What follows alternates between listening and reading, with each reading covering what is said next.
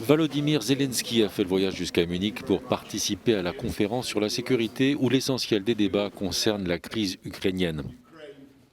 Le président ukrainien a conduit plusieurs rencontres bilatérales avant d'assurer que son pays voulait la paix, de proposer un tête-à-tête avec Vladimir Poutine et de demander un calendrier clair sur l'adhésion de son pays à l'OTAN.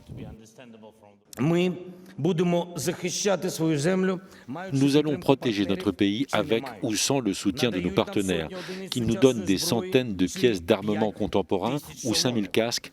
Toute aide est appréciée. Mais chacun doit comprendre qu'il ne s'agit pas d'un don. L'Ukraine ne fait pas la charité. Il ne s'agit pas d'un geste généreux pour lequel l'Ukraine devrait s'incliner. Il s'agit de votre contribution à la sécurité de l'Europe et du monde, pour laquelle l'Ukraine sert de bouclier depuis maintenant 8 ans.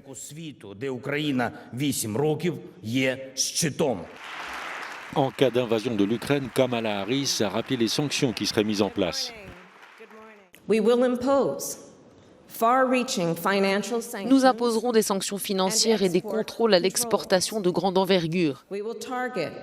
Nous ciblerons les institutions financières et les industries clés de la Russie.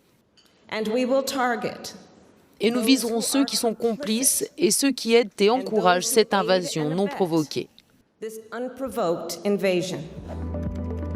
Même tonalité dans la bouche de la chef de l'exécutif européen, Ursula von der Leyen, qui promet un système de sanctions coordonnées en cas d'attaque russe.